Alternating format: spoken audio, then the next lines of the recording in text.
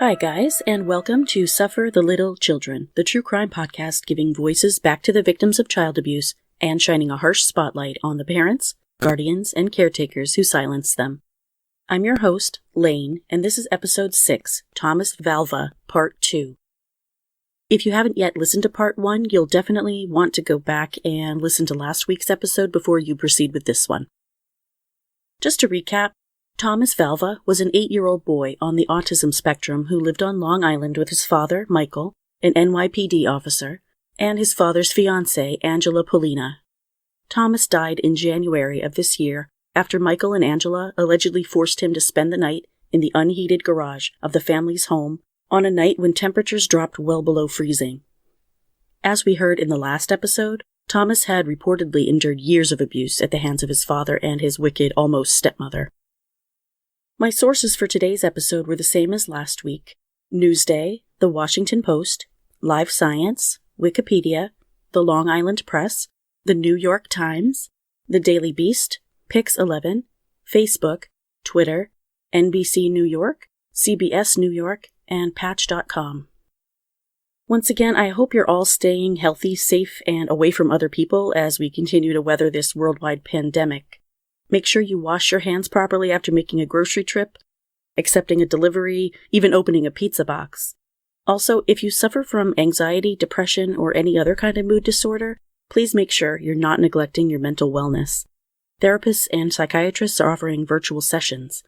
Don't forget to take any medications prescribed to you, order your refills on time, nurture yourself, and if you find yourself getting frustrated, especially with a child or another vulnerable person you happen to be quarantined with, please walk away. Take a break. Call someone. Find coping skills that help you manage anger, frustration, sadness, or any other negative emotion you might be feeling. I've read reports from hospitals in some areas of severe child abuse cases increasing as a result of this pandemic as parents deal with unprecedented pressure from finances, being stuck in the house with their kids, and any number of other stressors. Be kind to yourself. Open your blinds when it's sunny outside. Open your windows when the weather's nice. Spend some time on your deck or patio if you have one. Take your dog or your kids for a walk. Just stay 6 feet away from other people. And hey, while I'm at it, take your vitamins too. Stay well, everyone.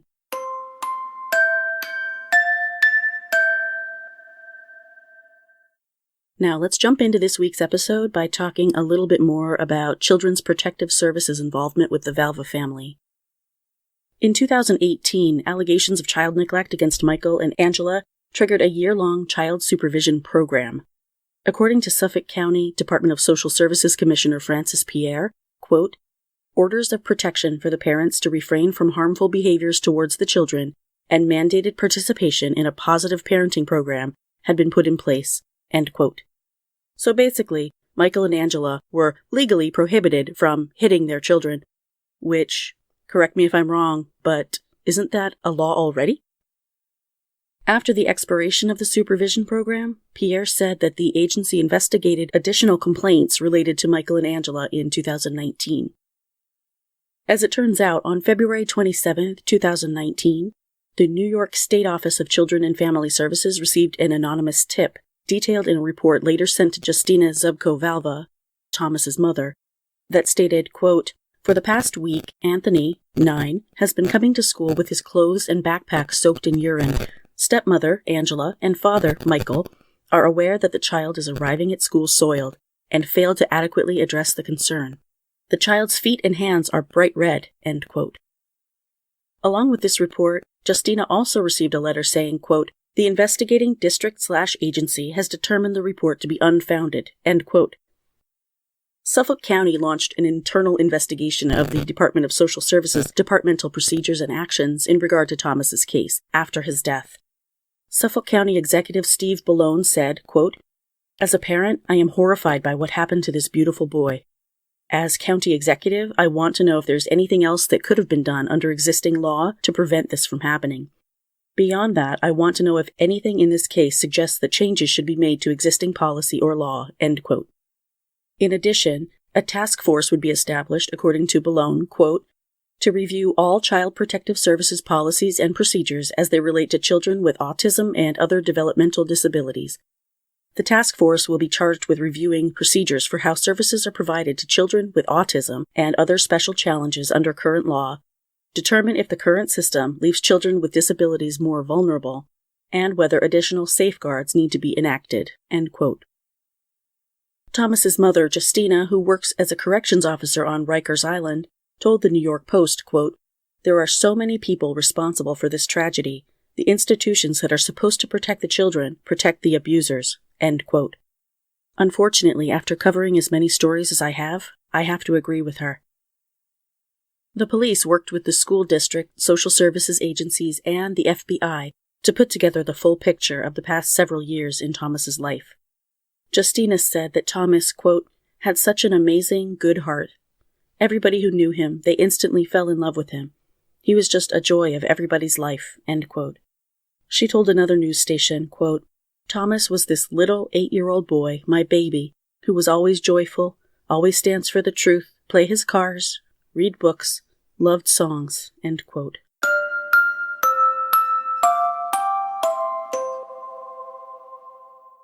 On Sunday, January 26th, friends, family members, first responders, and strangers alike paid tribute to Thomas at a candlelight vigil at Kaler's Pond in Center Moriches.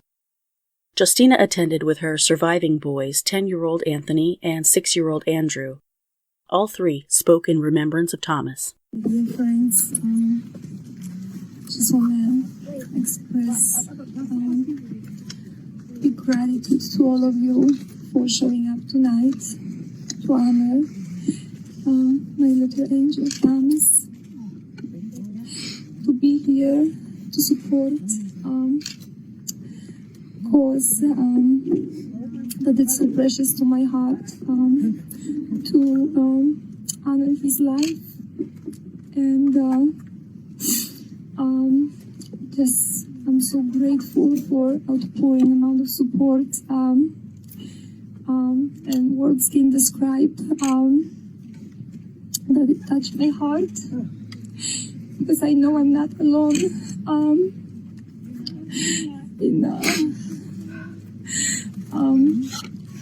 in this. Tonight is all about Tommy, my little baby who just loved everybody who got one encounter with him, experienced love just pouring from his precious heart. Tommy was always a boy who stood for the truth, and unfortunately that's why he lost his life. But his legacy is not gonna stop. I am pledging to continue fighting for all those victims of this abusive system that I got involved with through court proceedings, and the abuse that little children encounter is enormous. There's more victims out there. My heart goes out to you, to your families, to the little innocent babies that cannot speak for themselves. Just continue to pray for my family. I want to thank you, for my family, my friends, my co-workers, everyone who keeps us in your prayer, everybody who reached out, and most of all I want to thank God Almighty, because for God nothing is impossible. And just because the case of my son obviously went public, it's all because of God's grace. And Blessed Mary, I know you were my son's mommy for the past 2 years where I wasn't able to be there for him. Please keep him close to your heart. Amen. May my little angel rest in peace. I love you, Tommy. And till we meet again in heaven. Amen. Andrew piped up and said, "God bless Tommy." His older brother Anthony said, "We love you all. Thank you for coming. After the vigil, Justina, her mom, and the boys visited the Center Moriches firehouse, where Anthony and Andrew were allowed to play on the fire trucks and hang out with the firefighters and EMTs present.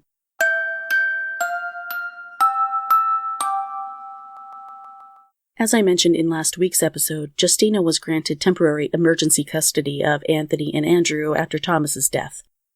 Gary Rosenthal, an assistant county attorney for CPS, testified on Justina's behalf at the emergency family court hearing, saying that past allegations Michael made against her had been dismissed and that she was found to be credible. Suffolk County Court Judge Frank Tantone said to Justina during the hearing that therapy would be critical for the boys due to the loss of their brother. Justina told Newsday, quote, "It shouldn't get to the point that a child has to die for the justice to be served. So I am heartbroken that I'm only picking up my 2 children instead of 3 of them. But I'm so thankful that they're going to be safe tonight. I'm so thankful." End quote. Justina added that 10-year-old Anthony also suffered the effects of spending that sub-zero night in the garage, telling reporters that he had frostbite on his hands and his legs. Gino Calli, who is the biological father of Gia, Angela's 6-year-old daughter, attended the family court session on Monday, January 27th as well, telling reporters that he knew something like this would happen. I would watch Angela physically abuse her twin girls before the boys were involved, before my daughter was even born. She would beat one of the girls. I would break it up. Then get threatened that she was going to call police. At the hearing, Gino was awarded custody of Gia. I've always wanted to be in my daughter's life. There's not been one day I haven't wanted to be in my daughter's life. And Angela prevented that? Always. Michael Ichcan, the father of Angela's 11-year-old twin daughters, now has custody of Delana and Milana. Michael said on Facebook, quote, "As you're all aware, I was awarded full custody of my girls on Monday after being in court for close to 12 hours. Best part of the day is, after 8 years, I finally, for the first time, tucked them in and kissed them goodnight, which was priceless." End quote. Neither man had seen the girls in 3 years.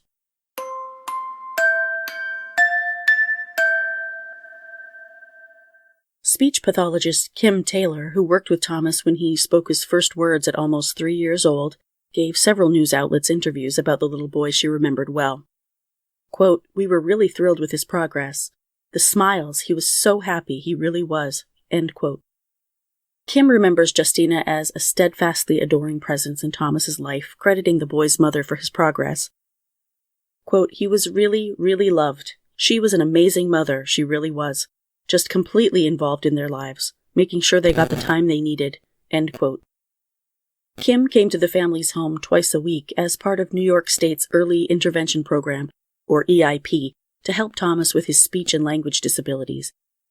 At the time, Justina also had newborn Andrew to care for, as well as then 4-year-old Anthony, who had his own disabilities. Quote, "She was overwhelmed, but she was always trying to make sure he, Thomas, got everything he needed. His mom sat with me the entire session asking questions." Thomas was a very sweet, quiet, smart little boy. He already, his brightness was shining through even at that age. I remember Thomas loved when his mom would hug him, and he loved when I was hands-on with him, or I would hug him, or tickle him. He loved that. His first words were ball and go. So it was very exciting for us. The mother was overjoyed, and so was I, to hear his first words. Michael, Kim said, was present on a few occasions, but he stayed in another part of the house during her visits. Quote, "I didn't have a lot of interaction with the dad. My feeling about him is that he was not really involved. He was doing his own thing." End quote. The family's Civil Liberties Union New York is demanding the 3 judges be held accountable who, over time, had the opportunity to prevent Thomas's murder, but continue to rule in Michael Valva's favor instead of giving the 3 boys to their loving mother. The judges in question are Hope Schwartz Zimmerman and Joseph H. Lawrence of Nassau County and Bernard Chang of Suffolk County. In a Facebook post, the organization said, quote, "New York Family Court is complicit in the murder of yet another child. In February 2019, notorious Long Island judge Hope Schwartz Zimmerman and/or her partner judges Bernard Chang and Joseph H. Lawrence received evidence via the New York Office of Children and Family Services that a 7-year-old child, Thomas Valva, was being abused.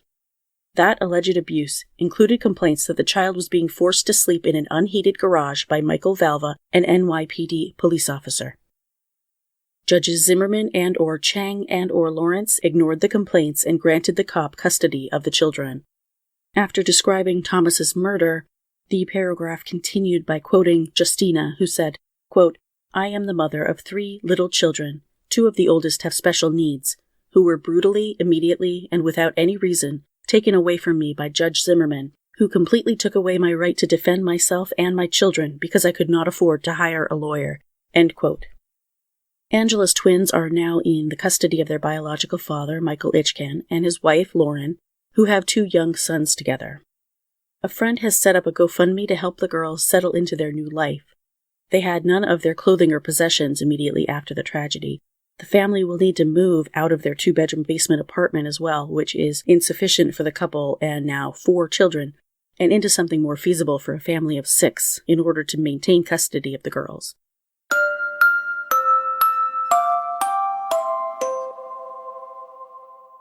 Visitation was held on January 29th at the Mangano family funeral home in Deer Park, New York.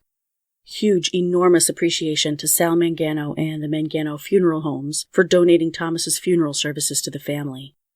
Tommy is watching over all of us. He's angel in heaven. Thank you for your kindness. Thank you for your heart. And God bless you all.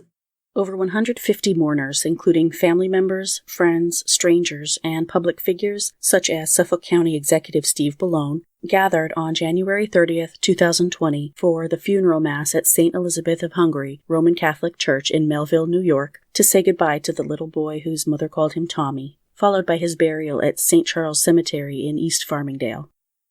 Before the service began, Justina, Anthony, and Andrew leaned down to kiss the small, gold-trimmed white casket. During a poignant homily given by Bishop Andrzej Jaslewski, the auxiliary bishop for the Diocese of Rockville Center, who baptized Thomas as a baby, the community heard what a special little guy he was. The bishop described Thomas as, quote, "like every child, full of life, running, making noise, even during the Mass, even in the church. Thomas was just a little boy. He just wanted to be loved, wanted to be hugged, wanted to be cherished. He wanted to be wanted. He was a gift." End quote. The homily continued, quote, "Thomas, little boy, thank you for the gift of you. Thank you for the gift of life. Our legal and social system failed him. I am sorry to say that somehow we failed him. Do you know why? Because we create systems. We make our agencies that are supposed to take care of life, take care of children. What happened? What went wrong? I hope the message of this tragedy will teach so many hearts and so many minds, just simply because we have to do something about this. How long and how many lives will it take for us to learn?" End quote. I hope that the message of this tragedy will teach so many hearts and so many lives, just simply because we have to do something about this. Another beautiful life was lost because of our human negligence. I feel that we fell, this little boy. System fell, or we as religious or social leaders, we felt him because we are the ones who are supposed to make change. We are the ones who are supposed to protect life. Justina read from the book of Revelation during the service, and 10-year-old Anthony even read from the Bible. As pallbearers loaded Thomas's casket into a hearse, Andrew, safe in his mother's arms, gave a little wave as if to say goodbye to his older brother.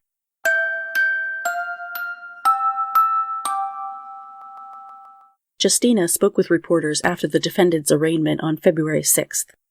I just want to say it was so extremely difficult to sit in the courtroom, listen to obviously all the facts related to my son Thomas's death. I just kept thinking about how much abuse all my children encounter from the hands of those 2 abusers, Michael and Angela, for years, day after day, being deprived from food, shelter, the basics, what every child should be provided with. I kept thinking about all the institutions who failed to help him, who completely did absolutely nothing. Now everybody's trying to do the right thing, but where were you when I begged you for help? When you could have saved my child's life? I did file a complaint with Suffolk County District Attorney's Office. I did file a complaint with Nassau County District Attorney's Office, FBI, Suffolk County Police, Nassau County Police, Attorney General. Nobody helped my children. There should be first-degree murder. I don't understand that there's a second-degree murder. They kept telling me that that's the highest they can go. No, you can go higher. You have to set up the standards. That case like that, all the children out there who are in similar situation, who are similarly abused, are gonna know that crime like that is punishable to the highest extent of the law, not to the second extent of the law.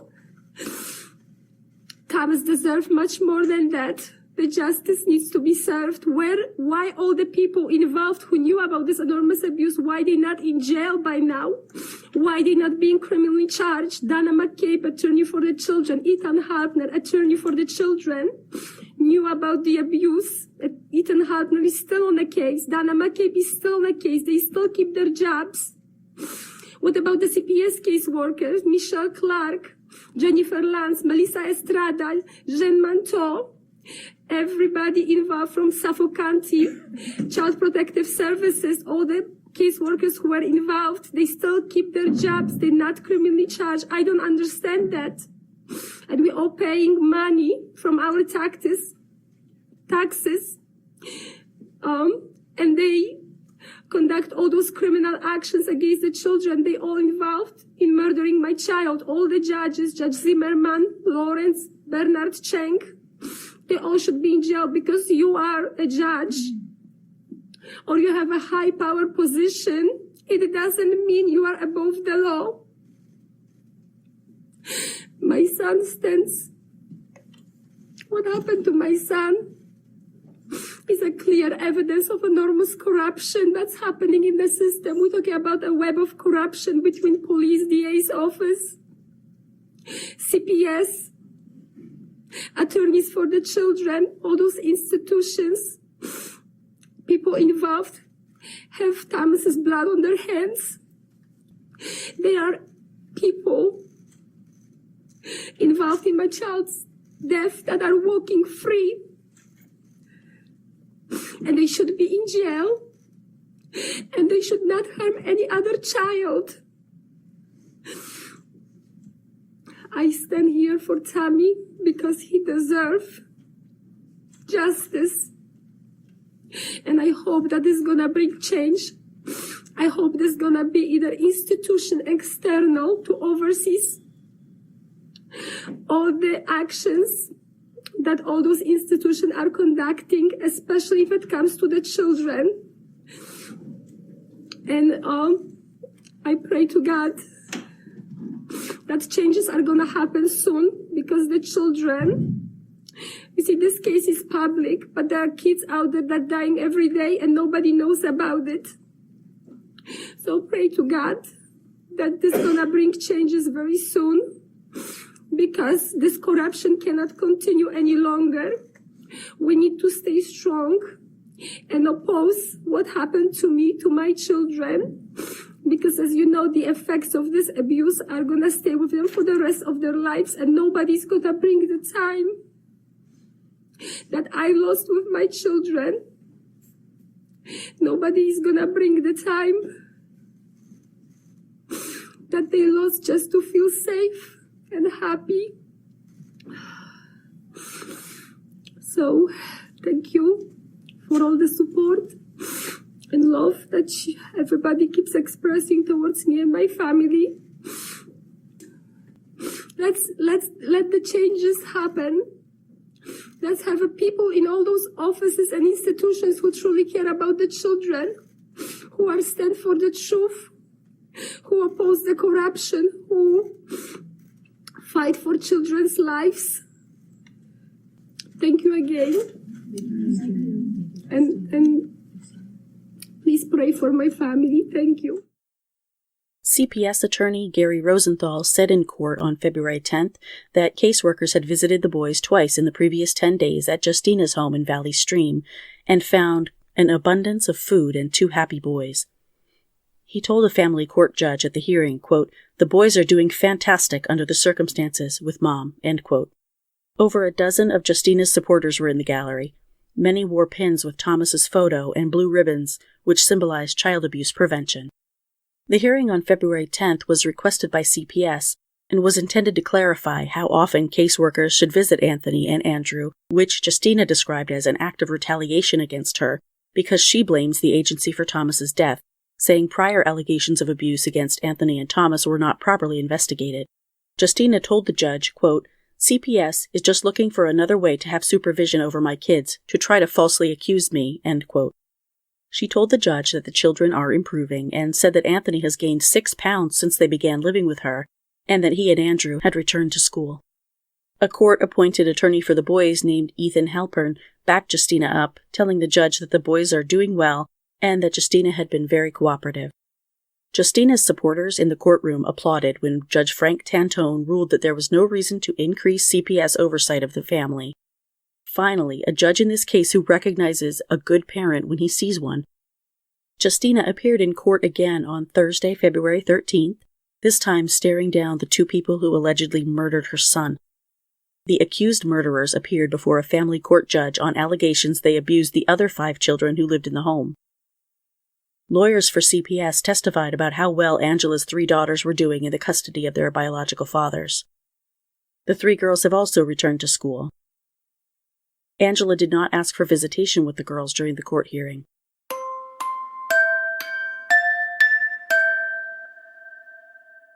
On Saturday, February 15th, a group amassed outside the Suffolk County Department of Social Services in Riverhead, New York, chanting "Justice for Thomas" and carrying signs with various related messages, including "Protect our children from abuse, not the abusers."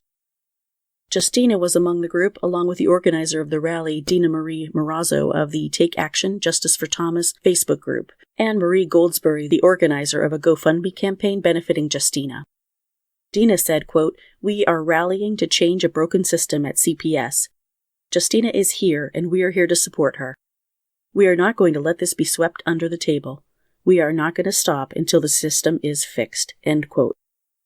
Another attendee was Kathleen Berezny, a former longtime Riverhead Board of Education member and president, who said, quote, "I just want this corruption of agencies to be investigated and this not to happen to families and children.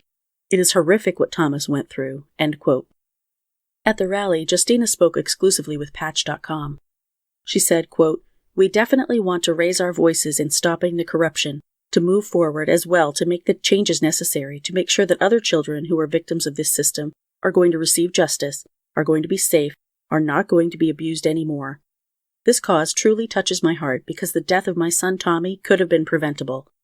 There were alarms on my behalf as well as the school that could have saved his life. So this is for you, Tommy," end quote. Justina posted a video to YouTube entitled, "In Honor of My Little Angel Thomas." The description below the video reads, quote, "It broke our hearts to lose you, but you did not go alone. A part of us went with you the day God took you home. If tears could build a stairway and heartaches make a lane, we'd walk our way to heaven and bring you back again. In life we loved you dearly, in death we love you still. In our hearts you hold a place no one could ever fill. Rest peacefully in heaven, our sweet little angel. We love you so much and miss you," end quote. Do you want to listen to a song? Yes. What is it about? It's about... I forgot to do the mic volume, echo. Oh, not do the echo. and the echo. Okay. I'll do the volume. Okay. Loud. Nice. What is your song about? It's a song about One Direction. Okay. What is it about? It's about that you dance about a One Direction. Uh-huh. And you need to play rock guitar. Okay. Okay, so for now it's a flower guitar. Okay. I need to change it into flowers into a hot flower. Okay, so let me hear it.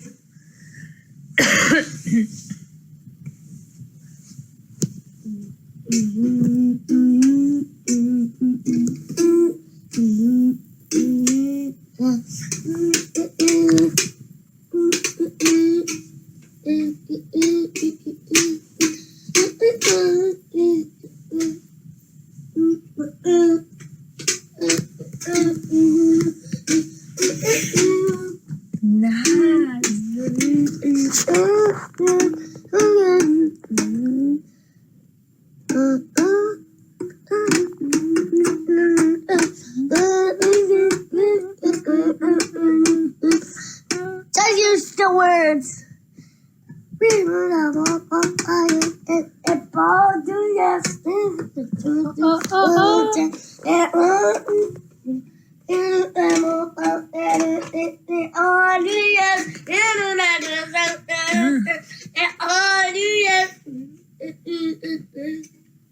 I want to tell you don't know. You don't want it beautiful. That's what makes you beautiful. I get tears in my eyes every time I watch that video. Hearing Thomas's little voice in a duet with his mommy just tears my heart open. Another video she posted shows Thomas drawing a picture for his mom and the boys enjoying Kinder Surprise eggs while interacting with Justina. Paper. It's a nice piece of paper. Yes. What are you gonna draw? A heart. A heart? What heart? What kind of heart? M and a V. That's how Nice. you make a heart. Okay. And who's gonna be for? I am. Mommy, help me. Yes. Help me, please. Whoops. Well, what color is the heart? Red. Nice. Let me see. I'm gonna draw 10 hearts. Okay. Nice. Yes, baby. Yes. Yes. Bring one for Tammy. Tammy, go get your Kinder Egg. Hey, Mommy. Okay. Ow! Uh-oh. You okay? You stepped on a... Antoś, go get your Kinder Egg. Shake it. Shake it. Nice. Oh, those are regular Kinder Eggs. Those are not Kinder Joy. Are they Kinder Joy? Or regular? No Kinder Joy? Those are regular Kinder Surprise. What's inside? I don't know. We'll probably figure it out. If you see what kind of toy... You eating your chocolate? Is it yummy or yucky? Mommy. Yummy? Mommy. Oh. 6, Thank you. Good stuff. Thank you for sharing. Mwah. 9. You eat it. You know why? Because I bought it just for you. Virgo. And you, mister. This 10 hearts is for you. And Oh, don't forget to draw the flower. thank you, sweetie pie. Oh, Mommy's so happy. All 10 hearts for Mommy. And a flower for you. Oh, and a flower. Oh, I always love you. I love you too, guys. I love you so much. Thank you, guys. Thank you so much. Oh, Flower and a heart is for you. oh my God, come here. Give me a big kiss on the whole. Big. Biggest hug. Yes, baby. Mommy. I got. Look at the crocodile. What crocodile? We're allowed to open this. Yes, you are, baby. It's for you. I am. It's for you. Oh, thank you. Yes. Mommy. You're welcome. You're welcome. I'm wondering what's inside. I wish I need some help. What's inside those toys? Just crack it. Press it. Oh, it's cracking. Push it. Push it. I'll crack it. Wait, I'm gonna crack it more. Here we go. Yay! We cracked the egg. Look what I got, Mommy. What is it, baby? It looks like a little monkey. I'm gonna eat the chocolates out and let's see if it's so yummy. Look at the camera. Whoops! The chocolate is falling on the floor. Yummy? It's so good. It's not wrong. It's right. It's not yucky. It's yummy. In court on February 24th, Michael Valva, whose original attorney withdrew from the case due to a possible conflict of interest, claimed destitution, saying he could neither find nor afford a new attorney. During the hearing, Michael wore the same black V-neck t-shirt and blue jeans he wore when he was arrested in an obvious ploy to gain sympathy. The judge told him, quote, "Any idea that you would represent yourself would be a fool's errand," end quote. Michael's response was, quote, "I just don't have the funds and I have no idea how to represent myself," end quote. Justina, who was over 4 years into a highly acrimonious divorce from Michael, disagrees, saying, quote, "Constant excuses that he doesn't have money, he does have the funds," end quote. Justina's allegations that Michael is hiding money are not entirely unfounded. Justina has brought to light copies of Michael's Chase Bank records, which she received during her divorce and family court cases.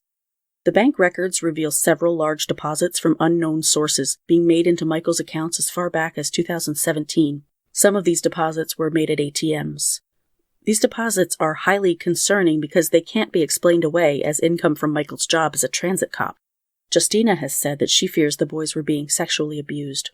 My children were sexually abused. They're produced for childhood pornography.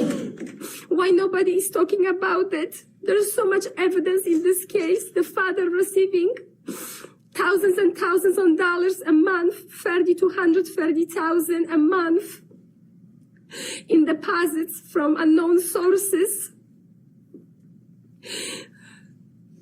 Children's testimony. I already expressed the allegation of sexual abuse in 2016.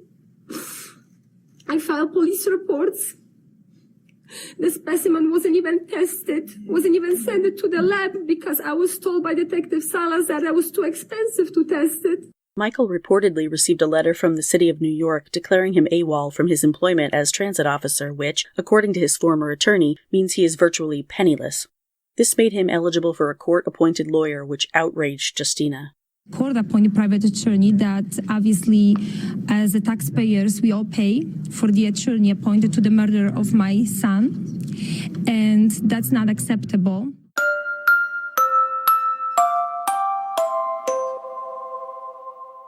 At another court hearing on February 27th, Justina laid the verbal smackdown on Donna McCabe, the boys' former court-appointed attorney, who stepped down from her role in the divorce case on that date. For years, Ms. McCabe vouched for Michael Valva and Angela Polina, insisting to the court that all 3 of Justina's sons had a wonderful home life with their father. She even gave various judges her opinion that Michael should retain custody of the 3 boys, who were removed from their mother's custody in September of 2017 due to unsubstantiated abuse allegations he leveled against Justina.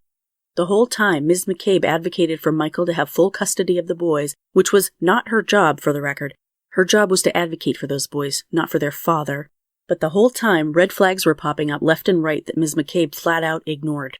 Justina reported abuse multiple times, and even the boys' school repeatedly called the child abuse hotline to report that Anthony and Thomas frequently came to school in diapers or urine-soaked clothing, were always hungry, and even scrounged through the garbage for scraps. They were losing weight, and they had visible injuries from abuse. End quote. I certainly hope Donna McCabe heard the biting comments Justina gave about her outside that court hearing, and that those words cut deep, because as far as I'm concerned, Ms. McCabe has a special place in hell waiting for her. Justina said, quote, "Obviously she knows that the public are seeing her criminal actions, seeing what she's done. Her criminal actions caused the death of my son Tommy, and unfortunately, she's going to have to respond in front of God for what she's done. I actually petitioned to move the court in at least 3 different motions to remove her immediately for the damage she has done for all those years toward me and my children for hiding their severe abuse. Unfortunately, she was too protected. The corruption was too enormous for any judge to just let her off the case." End quote.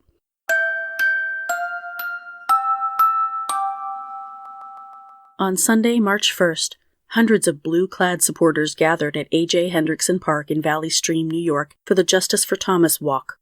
Many of the attendees wore T-shirts or carried signs demanding justice in Thomas's case. Some brought toys and gifts for Anthony and Andrew. Valley Stream Mayor Edwin Fair presented Justina and the boys with a giant golden ticket to participate in the town's summer recreation program. Justina told reporters during the gathering that the location was Thomas's favorite park. She said, quote, "We used to come here every day in the summertime. This park was absolutely a beautiful place for them to run, ride their scooters, their bicycles. Tommy loved to play outside," end quote. At the gathering, a plaque was dedicated in Thomas's memory beneath a weeping cherry tree, where Justina said, quote, "It's in the best spot, overlooking the pond. Tommy used to love watching the water, going to the beach, the lake, the pond," end quote. She told the attendees that she could tell Thomas was with them at the gathering because the sun was shining so brightly. While attendees placed white carnations beneath Thomas's tree, his 10-year-old brother Anthony read from the plaque, which says, "The loss is immeasurable." Justina took a moment to address her supporters in the crowd. This whole journey, it wouldn't be possible without your love and support. You are my angels who made this healing process to be possible. And I pray to God every day for you guys. For you who truly touched my heart, my children's hearts. And God bless all of you. Thank you once again. On March 4th, Suffolk County Executive Steve Bellone unveiled the results of a pair of month-long reviews, internal and external, of CPS's handling of Thomas's case, as well as 6 proposed laws to prevent such a tragedy from happening in the future. The task force he established to conduct the external review essentially found that CPS failed Thomas and overlooked glaring indicators of abuse in the Valva home. As the father of a 7-year-old boy, I cannot fathom how a father could leave his son in a freezing garage while sleeping in a warm bed nearby. Beyond this obvious evil, though, we were also forced to confront the failings of a system that placed Thomas and his brothers in the custody of this man, of a system that did not hear the pleas of people trying to protect Thomas. No one more so than his mother, Justina. Today we are announcing fundamental changes to that system, changes that are designed to prevent a tragedy like this from ever happening again. Today we are announcing legislation based on the recommendations from the Suffolk County External Task Force to Protect Children that will transform the operations of CPS, particularly when it comes to protecting children on the autism spectrum. Children like Thomas Valva. First, we are proposing to create a new specialized team within the Department of Social Services that will handle all cases involving kids on the autism spectrum or with other developmental disabilities. The second bill will mandate training for autism and other special needs cases. The bill will also require increased investigator training for all CPS caseworkers. The third bill will mandate increased scrutiny for cases reported by certain school officials. The fourth bill will establish criminal penalties for knowingly recording CPS interviews with children without the consent of the investigator. The fifth bill will establish caseload standards for Suffolk County CPS caseworkers. And the sixth and final bill, we will publish caseloads and staffing levels on the county website. These 6 bills, collectively called the CPS Transformation Act, will fundamentally change the way that CPS does business. While there's nothing that we can do to bring Thomas back, we can move forward with these transformational changes so that we can do everything we can to prevent tragedies like this from happening in the future. Critics of the proposed laws suggest these measures are nowhere near enough, and in a statement, Justina herself called the changes unacceptable. Quote, "This law is outrageous, not acceptable, and allows for the corruption to increase in measure, and the victims of this abusive system to be more victimized and harmed, as I and my children were for years, that led to my son Thomas's brutal murder by Michael Valva and Angela Polina, who were assured that their criminal and abusive actions will always be justified by the corruptive system and individuals involved in this case.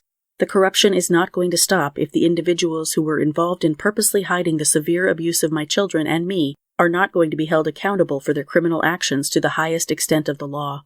The corruption is not going to stop if this system is not going to be fixed immediately.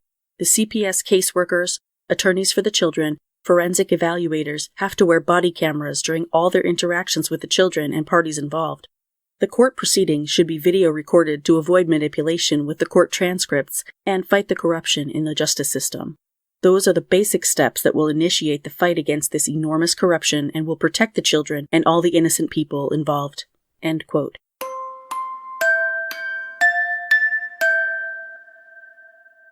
A prominent criminal defense attorney, John Laturco, has been appointed to represent Michael Valva and will be paid $75 an hour to represent the accused murderer, which several other lawyers refused to do. For his part, Laturco fits the part of the slimy, smarmy defense attorney to a T. He even provided Michael with a suit and collared shirt from his own home to wear to court. Reading from a written statement, Laturco told reporters, quote, "Michael Valva is emotionally distraught over the death of his son Thomas Valva. However, we contend that Thomas's death was a nightmarish accidental death and clearly not a murder. Michael Valva is now being portrayed as a monster when in actuality he's a caring father of 3 boys and his fiancee's 3 daughters." End quote. "The facts will come out and will show that this was an accidental death." No word on whether any of the reporters hearing this nonsense were injured by the violent and involuntary rolling of their eyes in response. In fact, while Laturco read his statement, bystanders heckled him loudly. I shouldn't be as satisfied by that as I am. Laturco says Michael is on suicide watch, confined to his cell 23 hours a day and under constant monitoring in jail. Oh, listen, it's the world's smallest violin. Laturco, who will be assisted with the case by defense attorney Anthony LaPinta, believes the jury pool has been tainted by the high-profile nature of the case and hopes to obtain a change of venue. Quote, "The media, his estranged wife, and the Suffolk County District Attorney has vilified him and sensationalized this story, whereby it is almost impossible to obtain a fair trial in this jurisdiction on his behalf. Nonetheless, we vow to provide him with the most zealous representation possible." End quote. He also claimed that the garage where Thomas and Anthony were isolated was unlocked, and that a large electric space heater was plugged in, providing them with heat. "The space heater was turned on that night, and we will have the space heater examined." Grasping at straws much, buddy? As for why the boys were sleeping in the garage in the first place, Laturco squirmed his way out of answering that one by saying, quote, "This case has psychological complexities that we will discuss at a later time," end quote. He added that Michael will undergo a forensic examination. Of course he will. As for Angela's attorney, Matthew Tuohy, he's trying to dump all of the blame for Thomas's death on Michael, saying Angela was, quote, "warned not to interfere with him and the household situation," end quote, and that she had to navigate around Michael's emotions, temper, and behavior. I honestly can't imagine how these 2 shitty human impersonators could possibly think they'll get away with what they've done, allegedly, especially considering some of the evidence prosecutors have against them. From video of Thomas shivering on the bare concrete in the garage, to text messages calling Thomas a piece of shit, that one from his own father, and discussing starving the boy, beating him, and denying him bathroom access, not to mention the audio recording police found from the morning of Thomas's death, when Michael mocked Thomas for being hypothermic. Remember, boo fucking who? And flat out told Angela he was trying to suffocate the kid. I think it would take a literal miracle to convince anyone that the demonic duo were anything but guilty of Thomas's murder. I guess that remains to be seen. Of course, they're innocent until proven guilty. Suffolk County District Attorney Timothy Sini released a statement on Monday, March 9th, announcing his intention to impanel a special grand jury to investigate Thomas's death. Cini's statement added that after Thomas's death, he assembled a team of, quote, expert prosecutors in the area of child abuse and child fatalities to investigate the circumstances surrounding the death of Thomas, end quote, and that his office's investigation thus far has included reviewing a large number of records and interviewing numerous witnesses. Depending on the findings of its investigation, a special grand jury could recommend reforms to the system on various issues. Steve Ballone weighed in again after Cini's announcement, issuing another statement that read in part, quote, I applaud District Attorney Tim Cini for convening a special grand jury, and I am confident this action will be a catalyst to implement additional necessary reforms, end quote.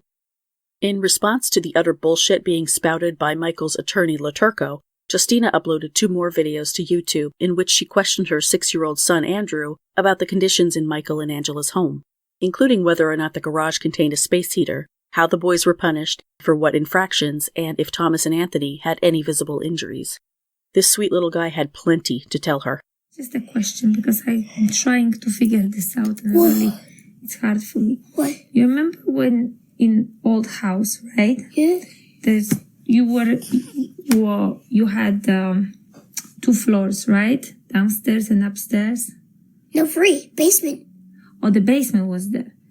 And the one part of the house, there was also garage, right? Yeah, there was a garage. Did you ever see any heater in the garage? Any what? Like a heater. Was the garage heated or unheated? Nope. Just plain old cold.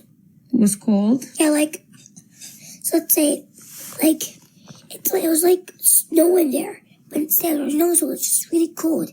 It's like you're putting your whole body in snow. Really? Yeah. And was anybody sleeping in the garage? Thomas and Anthony were. Thomas and Anthony? I think.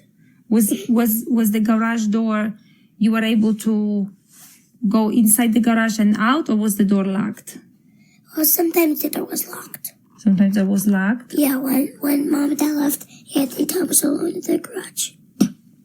Oh, so when Anthony and Tommy were left in the garage, the door was locked? And was there anything else to sleep on in the garage? No, just the floor. Just the floor? And no pillow. And no pillow? And no blanket either. Was Anthony and Tommy try to go inside the house? Yeah, but the door was locked. The door was locked? They couldn't. Oh my God. What about you? Did you ever sleep in that garage? No. No? Well, once they threw me in there. For what? For the same thing I told you a couple of days ago. Can you remind me? I forgot. So let's say one of us went downstairs when Mom and Dad left, and Mom and Dad, Angela and Dad. Okay, Angela and Dad. They said, first they said, for you on the table. When it's 1 o'clock, go downstairs and eat it. So at 1 o'clock, we got downstairs, we ate it, and we went back upstairs. And then Mom said, you were not supposed to eat that without permission. And then they got in trouble. Oh my God. And I got thrown in the garage. For how long? For 1 hour. 1 hour? What about Anthony and Tommy? How long did they stay in the garage? For 2 hours. 2 hours? Was it also, did you know the time of the day that they stay in the garage? Every day. Every day? All day and every day. Oh my God. And, when did they were taken out of the garage? Never. Never?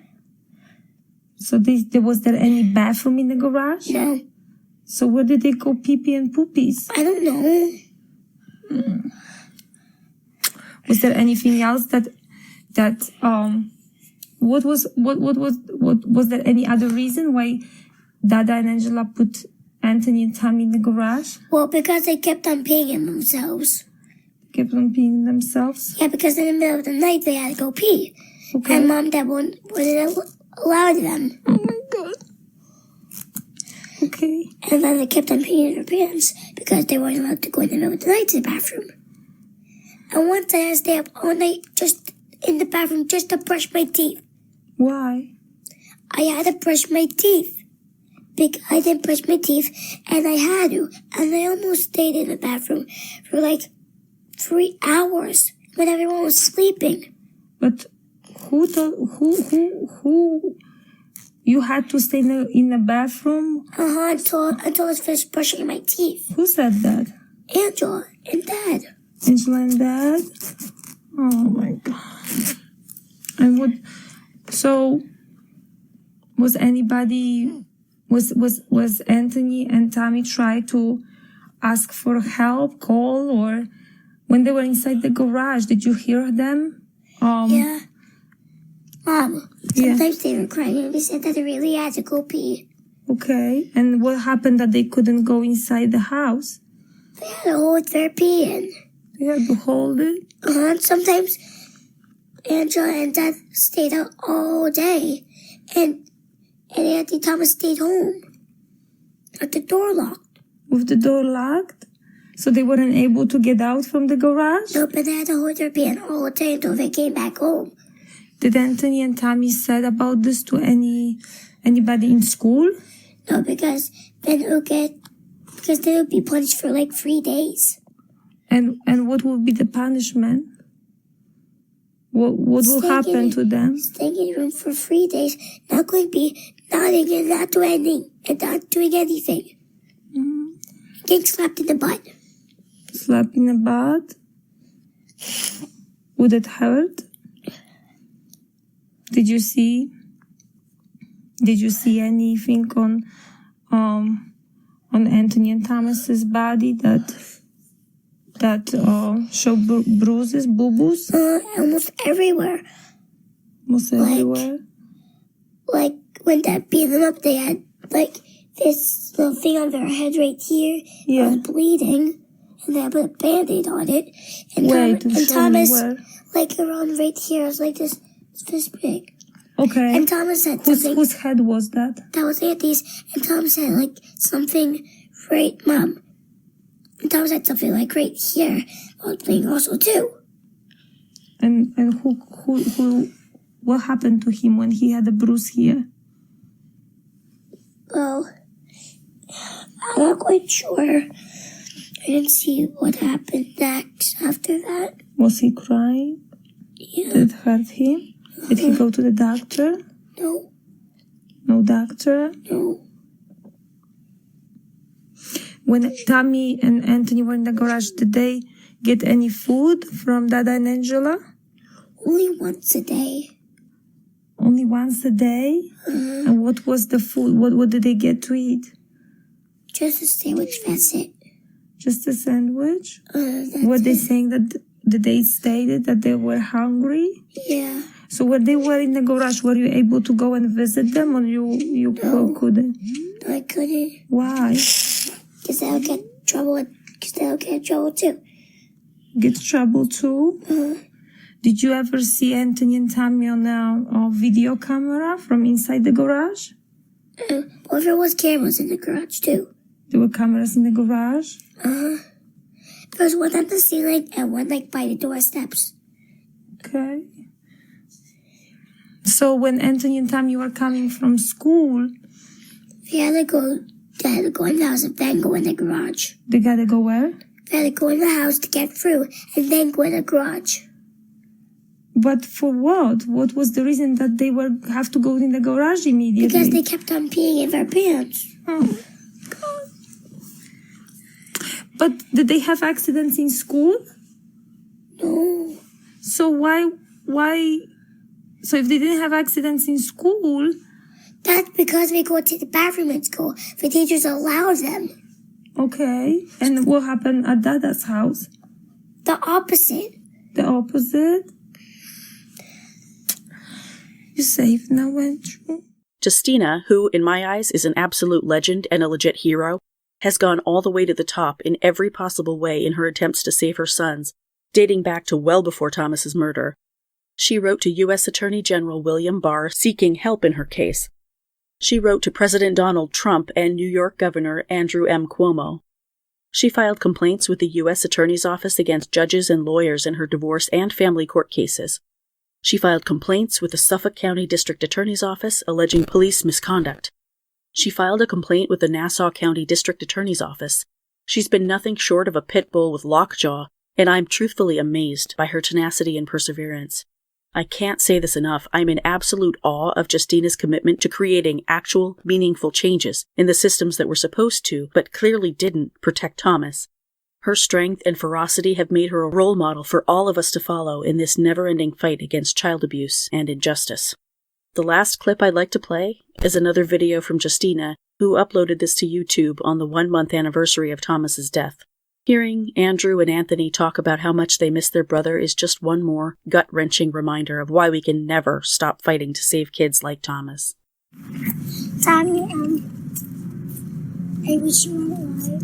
You wouldn't have died like this if it wasn't for other pets that are bad to you. I wish you were alive so we could spend time with Mom in heaven and have a good life. I'm really sorry that this happened to you. I'll miss you. Rest in peace, my big brother. I love you, Tommy. And we're sending you kisses from all of us. We miss you. Rest peacefully, our angel in heaven. Anthony, you want to say something to Tommy? What do you want to say to Tommy? That's it. That's. I really miss you so much, Thomas. I wish you were alive. We miss you. We can wait to see you. I wish you were alive. It's nearly impossible to find a bright side in cases like this, but at the very least, I'm thankful Thomas's case, like many of the cases I feature on both the podcast and the blog, and of course the recent release of the Gabriel Fernandez documentary on Netflix, have brought to light the desperate need for an overhaul of agencies across the country tasked with protecting our nation's most vulnerable children. I can also hope that when we call attention to the outcome of such egregious cases of child abuse, we may in some small way prevent someone from using such vicious punishments against their own children, possibly sparing a child's life. It's a small comfort, but a comfort nonetheless. Since this is an ongoing case, I will continue to provide updates on sufferthelittleChildrenblog.com, as well as here on the podcast as they arise. Rest in peace, Tommy. I hope you knew how much your mommy and your brothers loved you. That's it for this week, guys. Again, stay healthy, be safe, stay as far away from other people as you possibly can, and nurture yourself. Don't let the negative emotions take over. Join me next week for a whole new case. Please subscribe to Suffer the Little Children on Apple Podcasts, Google Podcasts, Spotify, Stitcher, or your favorite podcast listening app. You can also subscribe on YouTube by searching Suffer the Little Children Podcast. Visit the website at sufferthelittlecHildrenpod.com, where you can listen to episodes, leave a voicemail, and become a patron for rewards ranging from a shout-out by name on the show to exclusive show merch. Follow me on Facebook, Instagram, Pinterest, and Tumblr at Suffer the Little Children Pod, and on Twitter at STLCpod. I've posted a photo album for today's case on Facebook and Instagram. Email tips, comments, questions, or case suggestions to sufferthelittlecHildren.pod@gmail.com. You can also read about today's case as well as many others at sufferthelittlecHildrenblog.com. This podcast was written and produced by Laine. Music and sound effects for the show were created using sounds from audiojungle.com. Always remember, hug your babies a bit closer tonight. Until next week, bye guys.